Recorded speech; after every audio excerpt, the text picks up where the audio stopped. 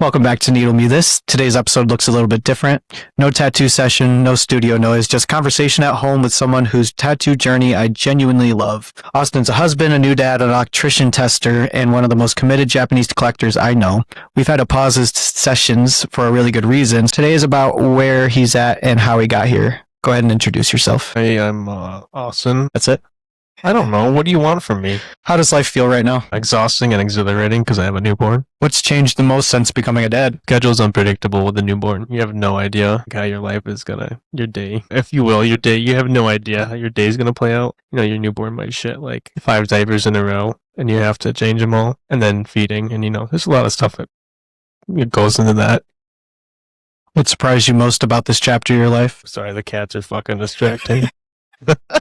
How do you balance work, family, and still being yourself? During my leave or in general? In general. Well, I can't really give a description yet because that's all gonna change now that I have a newborn. So everything changed when the Fire Nation attacked. Yeah, well, I'm not gonna go back to work and I have a newborn, so I only have 2 more months of leave, and then I go back. That's a crazy long leave, though, I feel like, for a dad. They normally don't give that much availability for the dads. What are you most proud of at this stage in your life? I guess having it all figured out. I have my own set path for myself, if that makes sense, and I figured that out, and I don't have to search for it anymore. I know my career, I know where my future's going, I know what I want in life, I guess. And it's really that's a tough one because not a lot of people really know what they want or have seen their path, and I'm just I just followed my path, I guess, and That's one thing I admire about you, though. That's what you don't know. I like that you have so many things figured out, and I steal the knowledge when I can. Yeah, dude, ask questions too, because I'll share it all. I do. We have deep talks every time I'm over here. What feels different about your priorities? Right now, it's prioritize newborn and wife. It's weird because in the past, I guess I'd prioritize having nice things or the things that I have or collected through my journey, showing those things as an extension of where I've come. But at the same time, I've learned that now that I have a daughter, you don't really need things, so to speak. Let's get on to the tattoos.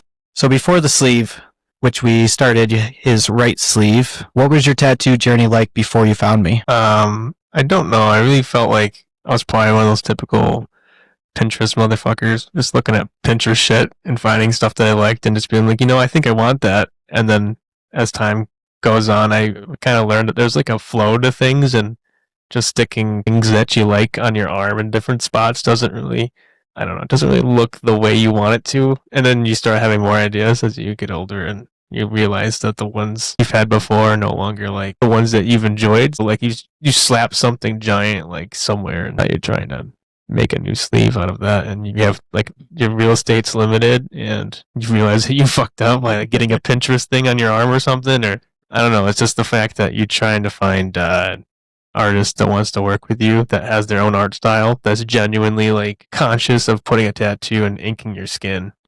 Some of these guys just want to get paid and put some ink on you and just go home with some money, cash in hand.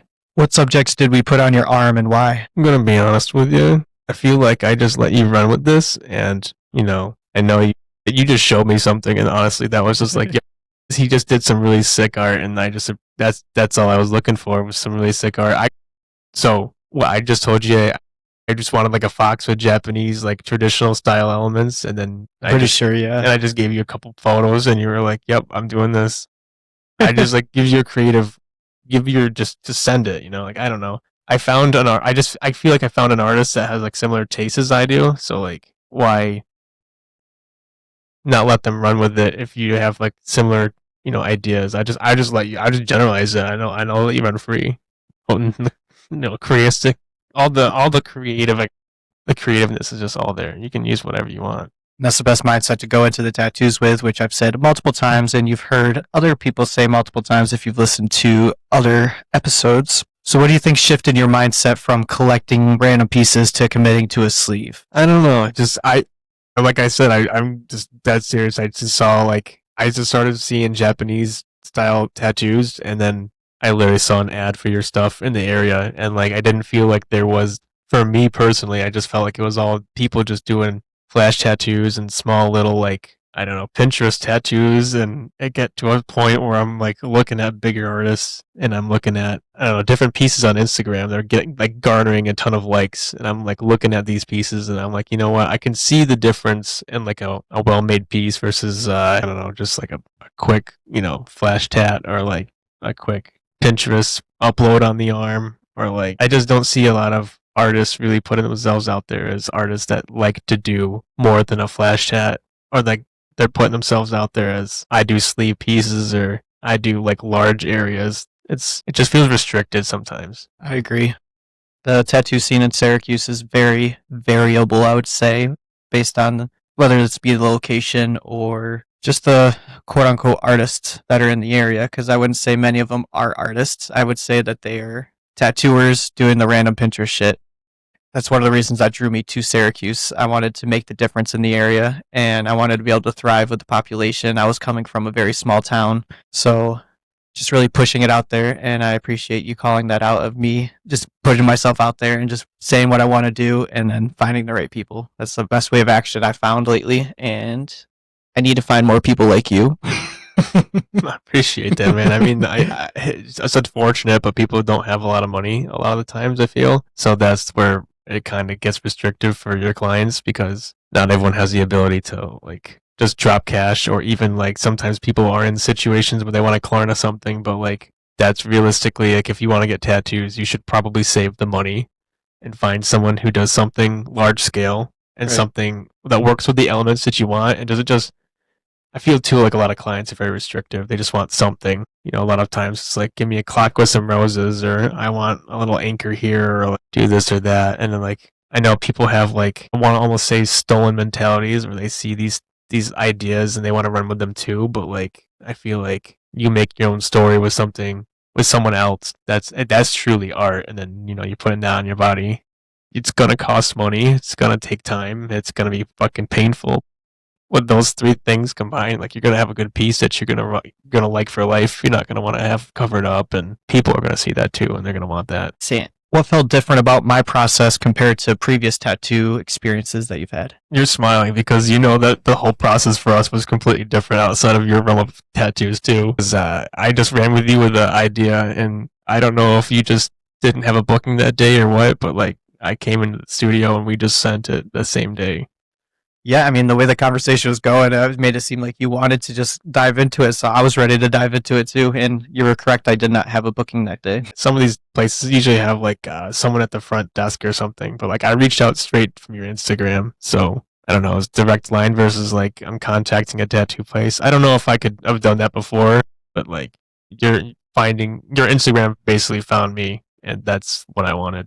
When the algorithm actually works in our favor, I would say that more often than not, an artist will take a DM from you, but there's so many people who will just ghost or forget about the message being there, and then they bitch about not being booked up. It's like, you got to do the business part on top of the tattoo work too, and that's where a lot of people miss. But their loss, my gain. You do also. I feel like you also exist in like a shadow zone. Like you don't have a receptionist with a phone number out there. Like you got to go through socials to get to you. So it's also a little different too, but it's also better because it's more direct contact versus like I call a tat. I'm sure if you get, I mean, you will get, but like once the clientele comes and you have way more booked stuff, I'm sure like you can't handle it all. I mean, maybe you can, but like Well, that's the personal experience that kind of drew me in, and I feel like you call some tattoo shops, and like an artist lady, I saw someone that answers the phone like a receptionist, and they're like, oh, let's see if your artist like has availability, and like I don't really know, we'll give a call back, or sometimes they leave you in limbo, and sometimes it just doesn't feel like the ideas that you're trying to express like either heard, or you don't feel like they give a fuck. Sometimes I feel like that's I mean, I kind of felt like that with my first two pieces, like wanted to get the tattoo, but it's like I didn't feel like I kind of asked an artist, what do you think of this? And they're like, yeah, we could do that. And I'm like, there's like 5 other people in this place. Like they didn't refer me to anyone else. But then I remember like when I got this tattoo, the dragon one here, they're like, oh, well, we do have a dragon guy. And I'm like, well, should I be going to that guy? And he's like, no, we'll make this work. And I'm like, okay, well, maybe Did you feel pressured to stay with him, or did he create an environment that would make it seem like you could go to the other guy? Almost felt like I could be an experiment for this guy in a way. Like, you know what, we can make this work. We'll do a dragon. Like, it almost seemed to me like he almost feels like shit. Like I might lose a client if I say we have a dragon guy. So like, I can do this. Like realistically, if people do certain like a dragon like has scales and they if like the direction of flow and stuff, like you can fuck that up just by putting scales and being nonchalant if you've never like done a lot of that stuff. So if you got a dragon guy, like, but you should go to the dragon guy. Definitely go to the dragon guy. Go to the person who's specializing in what you want. Like if you're just stick with like local shops or you don't want to travel to go anywhere, you're gonna get very minimal work. And obviously, we're just lucky that Austin is local to where I am too. That worked out. But Syracuse is a big area. Some people get stuck in a small town where there's only one shop, and it's like, don't go to them unless they stand out. That kind of brings me back to like the thing earlier. Like you got if you got the money and you got the time, like, you got to make the time and you have to have the money. And it's a permanent investment into your body. Like a lot of people don't look at it as an investment. They're looking at it as, I just want a tattoo right now. Like, let me just go do whatever. And it's like, it's on you forever. Don't waste your space. And I'm glad that we found a direction for what you want to do with yourself and your tattoo journey. Well, that's why we did a cover up. That's why we did that. Cause yes. I didn't even know what I wanted to begin with was what I wanted.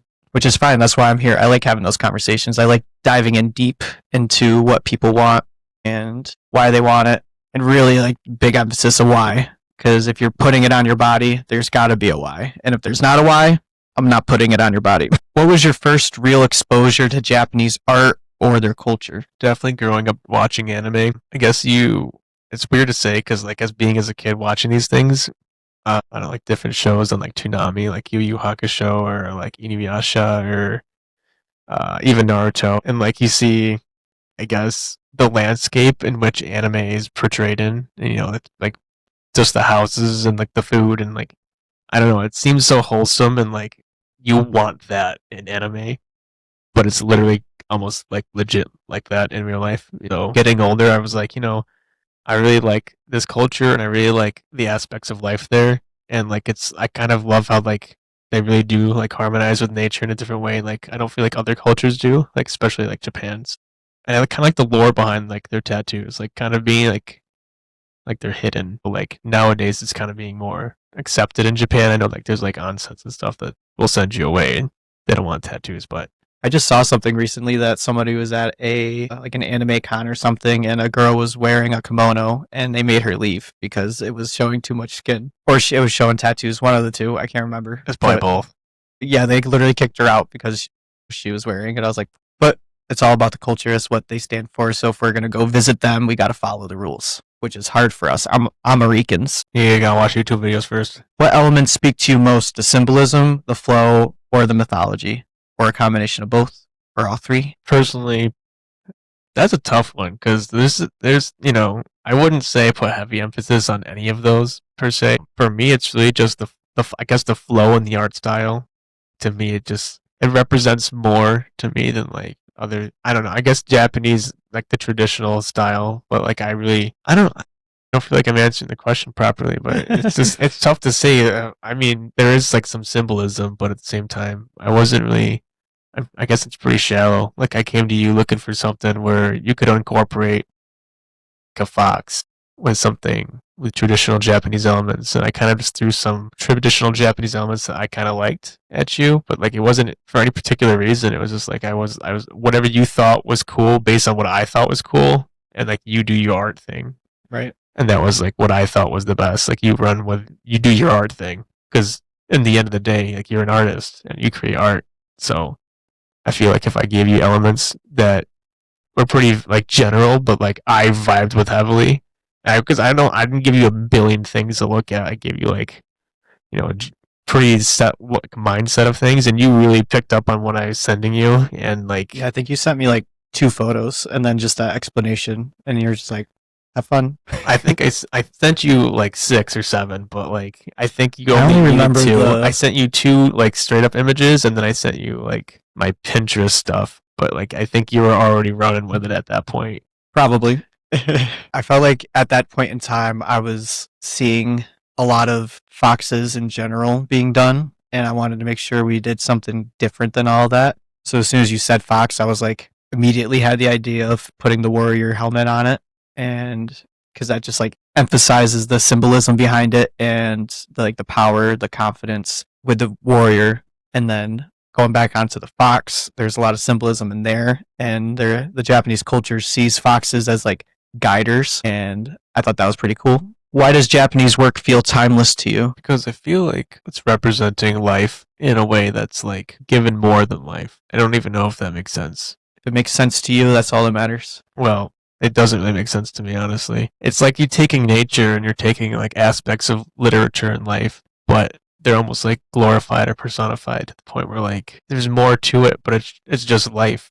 You know, this is life. Like this is real life. This is like you're taking nature and making it art, you know. That's what I think I love about it the most. It's bold too. It's very bold and it's like it lasts. But it's like Do you know the reasoning why it's so bold? to last.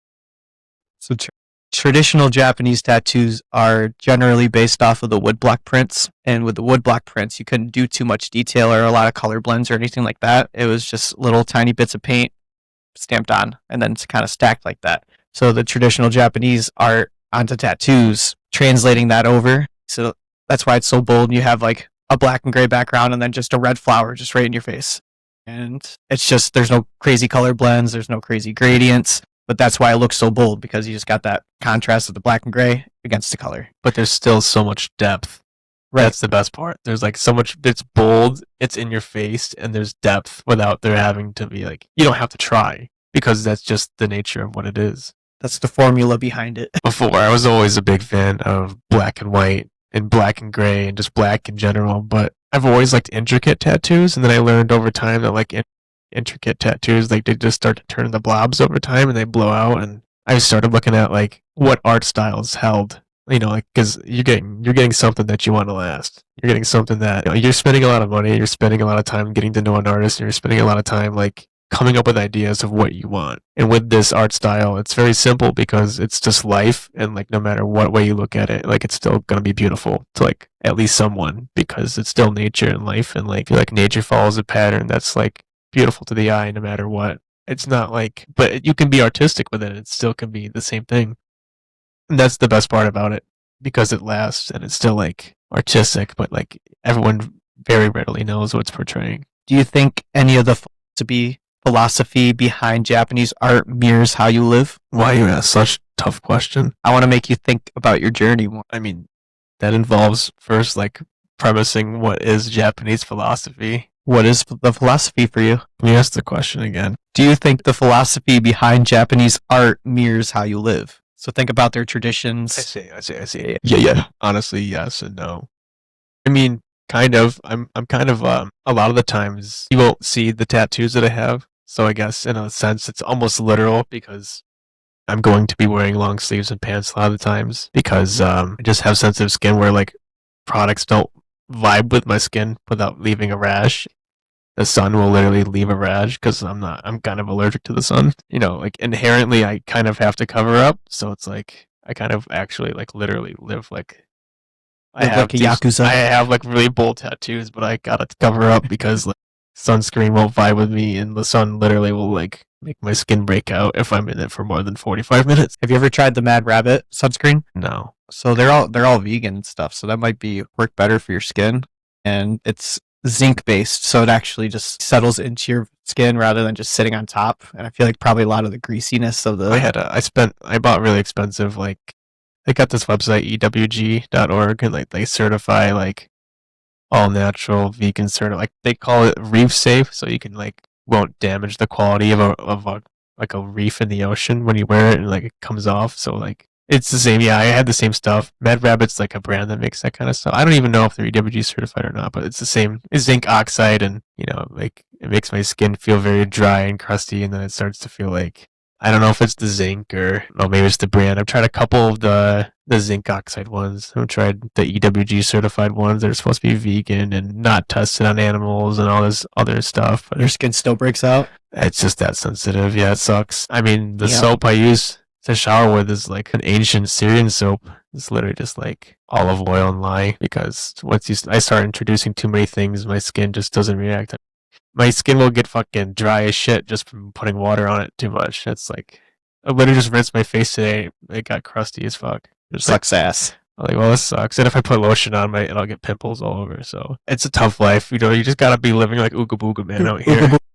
Hope that some water is gonna, do you good. But yeah, like literally for the question though, I wouldn't even say that, because I mean I love the timeless and boldness of the tattoos, but I wouldn't even say I live by like that kind of philosophy, because I'm typically pretty quiet, keep to myself kind of person. And unless I know you see my crack-headed side and like my other personality, I should say. But like Your true personality. I'm pretty tame in like public and like unassuming, and then like you wouldn't know because like a lot of times I'm not really showing my tattoos. So as bold as they are and as bold as my personality can be, I don't feel like I show it that often, and they're hidden because the sun will kill me. So it's kind of like, Fuck the sun. it's almost literal and also not like literal. It's like fucking, it's an oxymoron. Right. That is me though. I am an oxymoron. Emphasis on the moron. How has fatherhood changed you? How has fatherhood changed how you see yourself? Still stuck on the moron. I'm a dad, certified. I don't know. It's almost like it doesn't really change the way I see myself. I've already seen myself being a dad, I guess, for a long time. It's just a matter of getting there. And now that I'm a dad, it's like I got a daughter. It's official. I am a dad. But like, I don't think it really necessarily changed anything. I'm gonna have to watch my mouth a little bit, but that's really all I think is gonna change. It makes you conscious a little more, though. You gotta be aware a lot more. Things that you thought were once important to any degree are no longer important. Just, caring for your family is the only thing that's important. Being a dad. How old are you? 29 and 29. Did you see yourself being a dad at this age, or did you want to start earlier? Did you want to be a little bit later? No, I just kind of, I got to a point where I was like, it feels like we could be dad now. And, we just tried to have a baby until, we had a baby. And then, I mean, there's no timeline on anything. There's no rushing in life, for us at least. I mean, I'm a big believer in things happen when they happen, and like you can't really rush the process. You can't really force anything. You can like, put it out there in the universe, like try to like, echo it out into the world and then like formulate who you are, but at the end of the day, it's gonna happen what's gonna happen, and you can't really control that. And birth's a crazy thing too. Like you can try and try and try. For me at least, we tried for a long time and it didn't really work out, and then when we thought we were done, she was pregnant, and that was crazy. We didn't formulate that. Right. I mean, you kind of did with your actions. We've been trying for over a year at that point. We were like, all right, maybe it's not time. And then it was time. That's what I mean. Well, things just kind of happened for a reason, because we were like, maybe it wasn't meant to be. And then the universe is like, wait, no, hold on. You were supposed to try for a little bit longer, so no, you're good. Like, go on. Here's your reward. Yeah, that's kind of how it was. And we're like, oh, I guess we're pregnant after all. Like, I thought we were going, I'm like, this is weird, but yeah, no, we're going to be dad. What do you hope your child notices about you one day? That the opinions of others aren't going to stop me from being who I want to be or how I want to act in my life or do anything in my life. And I hope that she also sees that value in an individual, or hopefully in herself, so that she doesn't have to be like Society conforming? I guess held down to the premonitions of others, because like some people take the thoughts of others as like, if I don't have like backup, almost like I shouldn't be maybe thinking this way, or maybe I should be different. If people don't see me doing the things I'm doing this way, maybe I should do it differently. But realistically, in all due time, like you doing the things the way you do things is the way that people come to be your friends and allies and your family. You start building a clan of people who believe in your values and whatnot. Right, and you're like unapologetic. You're genuinely like 100% your authentic self. No questions. So like nothing barred. Like you act the same around everybody, and acting the same around everybody, people recognize that, and then that inherently garners your family or your village or your friendships. My clan. Yeah, just don't talk about Chihas, because I'm not trying to get wiped out or nothing. Ouch to the heart. Itachi, he's talking about you. He's over there too. He's always watching. So we had to pause your sleeve. How did that feel? It was both good and bad, because I wanted to go big, and going big requires a lot of time, and like it kind of sucked. I didn't really want to pause it, but I think the main thing that I really enjoyed was getting like all the black down and getting the thought like there and started, because I know color can always come later, But I didn't want to wait forever because I know like I can only wait so long. And I don't know. I think if you wait too long after you get like black done and then you start coloring over it, I feel like it doesn't really sit as if it would if you got it all done together. I don't know if I'm just weird on that or what. No, you're 100% right. There's a fading process with tattoos. And if you're not consistent with getting that area done, if it's all one cohesive thought, if you're not committed to getting it all done within like a year, then it does start to settle a little bit differently. You can tell what parts healed when. And generally, you would have to go back in and retouch the black and the outlines and stuff to make sure everything's at that same level. Did it feel frustrating, or did it feel right for this chapter of your life to take a break? I'm getting the tattoo finished. I don't know. Like I said before, things happen for a reason, and I didn't want to take a break, but like because of my job and I travel and the way that the appointments were set up for all of the like the sonograms and all the appointments with the doctors for the pregnancy, it was kind of like it was actually bizarre how it fucking like, oh, this day you're just gonna get the tattoo done. Like I hit you up, I had the cash on hand, I had the time, and I literally just got off work early one day on a Thursday. Hit you up with an idea at like 10 o'clock, and then by like noon I was in the studio, and you literally were like, I don't know if it's normal for you, but you went till 10 o'clock at night, and I did not expect you to put in like a literal full days of work after noon, because like I'm used to getting to a tattoo studio like 10, 11 in the morning, and like we're starting then. I go until the project's finished. That's my philosophy. I feel like when you invest your time and money into me, I'm going to give it back to you tenfold, basically. And I put everything into it. So we had the goal of getting what we did that day outlined and the background done. So we stayed until the outline of the background was done. That's where I think it ties into like my flat rates and stuff. That's what I value my time in the day as of now. So I wanted to give it all. So I feel like it's as simple as that. As long as you have the same commitment to the project as I do, which you really should, I feel like it just lines up correctly. If you want the best piece, you honestly have to vibe with the artist and the artist's work as much as like everything's got to line up. If you really want to get that piece that you really like, you got to vibe with the artist. You got to vibe with the intents behind everything. You have to vibe with like giving the creative freedom too. Because I didn't know what I had no clue what to expect. I just was like, I like his art. I like his color. I like his colors pop. They're crazy. Who knows what I'm gonna get? But I'm gonna give him a couple elements that I'm really keen on, and hopefully he just sends it. You picked up on maple leaves, and I'd even tell you that. And like the fox was completely different in the two pictures I had sent. Completely different. Like one was super traditional Japanese fox, and the other one was like modern day like neo-trad fox, but like body for the neo-trad, face for the traditional Japanese, and then you did face neo-trad for this, and I was like, dude, that's fucking sick. And then I don't know, dude, you make art, and I let you send it. I'd be doing my thing. I love that. How do you think taking the pause will affect the next sessions when you return? It's a tough one, and kind of on the backpedaling on the last question a little bit too. The dates that we did get tattoos done, like I didn't expect those to be days that I got tattoos done, and they just so happened to be. I think the second time around I came for the color, like I was supposed to have like a sonogram appointment at like 1 or 2 o'clock in the afternoon. And I'm pretty sure it got canceled. And then you were like, you just so happened to hit me up like, you should come in for color sometime. And Cindy's like, you could probably do that today and finish the tattoo before, the baby comes. But she was honestly a little sus because there was so much real estate to be done. Well, we still got quite a bit done because the last session you sat for the 2 days. So we got all the color done on the outside, and then we were able to do the background outline and even some color on the inside.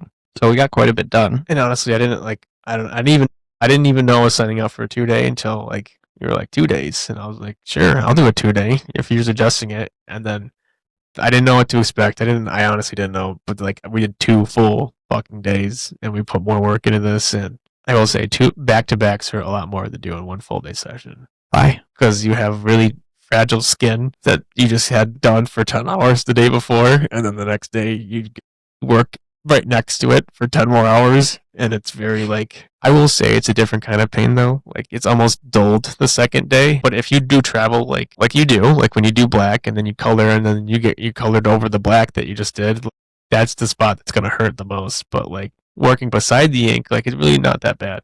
It's just like going through the spots with the color. Because you do the outline and then you do the color. When you color over the outline and the outline's fresh like that, that does not feel good. But other than that, like you can deal with the pain with the ink around everything else. It's all about the mindset going in. That's what I always tell people. As long as you have the mindset of understanding it's going to hurt and having a place where you can go during the pain, whether it be listening to music, sleeping, chatting, I'm down for anything. I think for me personally too, it's just different because the first day, the pain, like I slept funky, and then the next day I came in, like we put my arm in a position where I was like over my body all day, and like I slept funky like that too. I tried not to touch the tattoo on anything, Yeah. and then it was a different pain because it wasn't just tattoo pain. It was like sore body for 20 hours of being in this position instead of like 10 hours. So it starts to like it starts to get like soreness in the muscles, but like and then it's done and you're like it was all worth it. Like, Right. You're like fuck that shit. It was worth it. Look what I just did in 2 days. It really is worth it. The pain is crazy. I feel like the pain is a part of the experience and a part of like seeing how far you can push yourself and how much the body can actually handle. And a lot of people get surprised that they can get to the end of the full day or the end of the 2 day. I recently did a 3 day and that was like his third tattoo. God bless that guy. At Skylar, we love you. And it was an experience for me too, I feel like, because like going full headstrong on a single project for 3 days in a row, it's like you got to be so committed to your mind is nowhere else. Like for me personally, it's just like everything's about this tattoo. And I think he played Pokemon Go all 3 days and he finished the game. And I didn't know you could finish the game. And then he downloaded another one. And like that's where his happy place was just catching Pokemon. That's honestly insane. But like maybe I should be investing in doing something for pain management a little more than just Taking it. I just sat there with my eyes closed the whole time, like, yes, the needle's on the skin. Yes, the needle's on the skin. That's all I can do when I get tattooed. Like I try to listen or watch something or I can't do it. But like I have to just be like there and like talking with the artist focused on my breathing. Like anytime I try to do anything else, I feel like the pain gets worse. And so like just being focused in on it is just like, yes. I agree with that. It's like, yes, needle touching me. I love it. It's a love-hate relationship.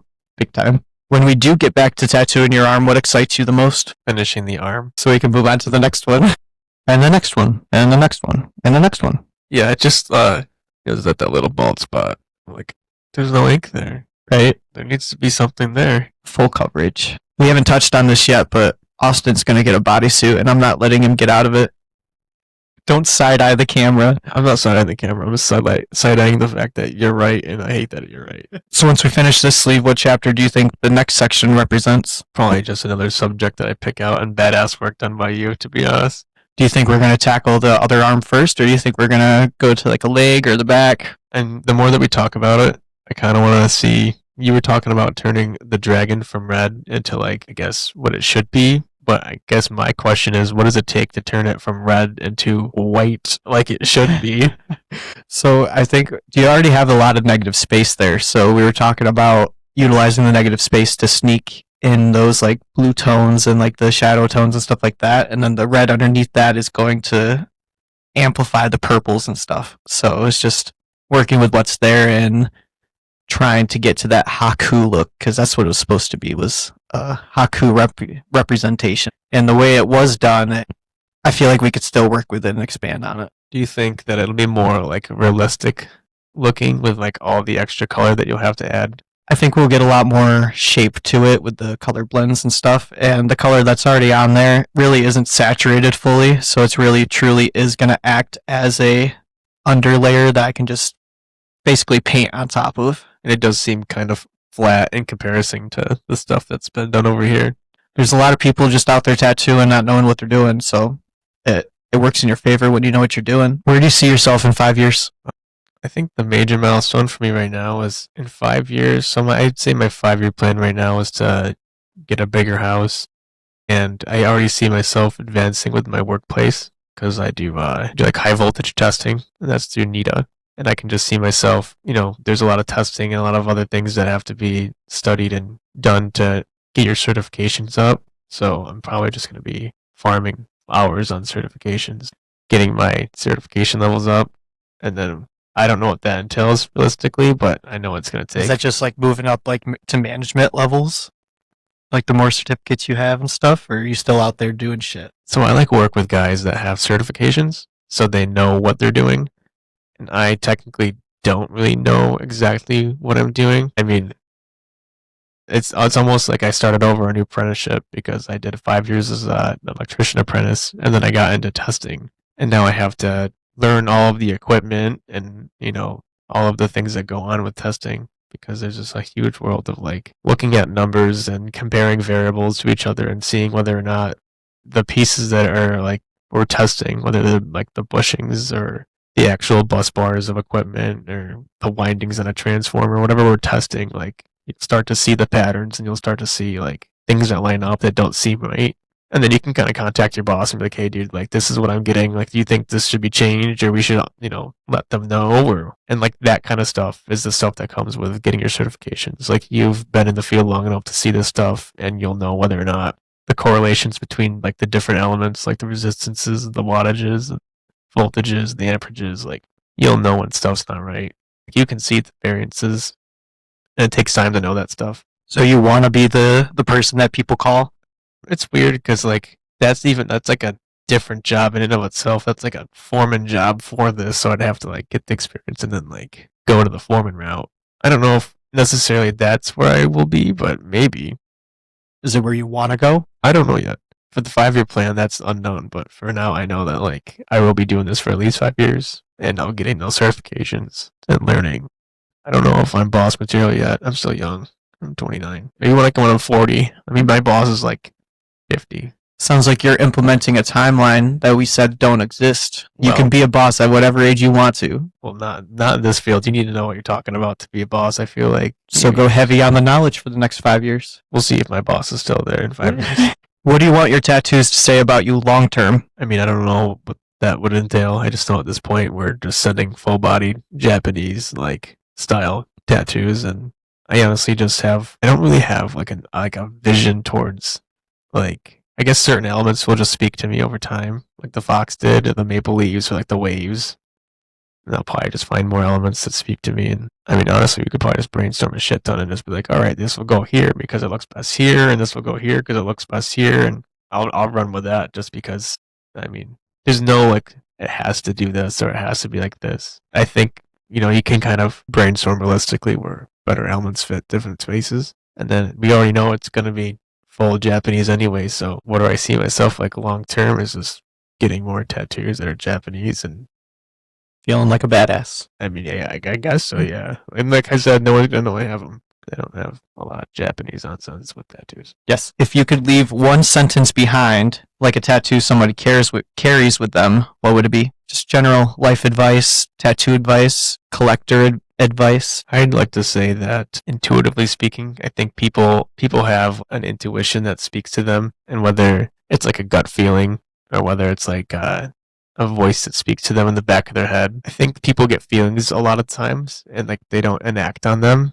And weirdly enough, I feel like those weird instances where you'll get a feeling where like, I mean, ultimately this that I'm speaking on is what kind of brought us together. So, if you get a feeling, you should like just act on the feeling. Trust your instincts. Yeah, because you're gonna get it's almost like someone's tapping you on the shoulder. That's like how that's how I literally just I found an ad on your stuff and like I hit you. I've been watching your stuff and then one day I just sent the idea. And it wasn't like I was thinking about it actively. It was just all of a sudden like it like rang. I don't know how explaining it. It's just you'll get intuition throughout life. You'll get those moments where there's gut feelings. You'll get those times where you're not sure why you feel like you should act a certain way, but you might want to defy it. Don't defy it. Just take that head on. Listen to what the universe has to say. And sometimes it comes off as weird ways of like weird feelings or things that aren't familiar, and the familiarity is what you have to escape. Right, and get comfortable in the uncomfortable. Trust the little fizzles in your stomach, little butterflies you get. I feel like that's my telltale sign of like a intuition moment, is if like I just like really feel it in my stomach, and it's just like, yeah, that's it. I don't know. For me, it's different. It's like it's almost like my soul ringing in a way. Like it's not like I feel. It's like it's almost like a supernatural feeling, and like sometimes I just feel pulled in a direction without having an explanation why. When you feel pulled, like that pulling is generally unfamiliarity. It's pulling, but like there's something to that, and the universe will guide you through it. And like you have to leave the comfort zone, and you have to set your intentions out there, And then like you have to be willing to like enact on those intuitive moments that come to you. Agreed. Listen to your instincts. Yeah, I trust your instincts, but sometimes there's like a supernatural pull that almost defies what you know. And like you just have to act on it. I just want to make sure it was clear for the listeners. Austen, thank you for opening your home and sharing this chapter. No needle today, but the story still remains. Thank you for joining me for this episode. Make sure you rate it, like it, share it with your friends. And as always, fresh ink, fresh clarity, mild trauma. See you next episode.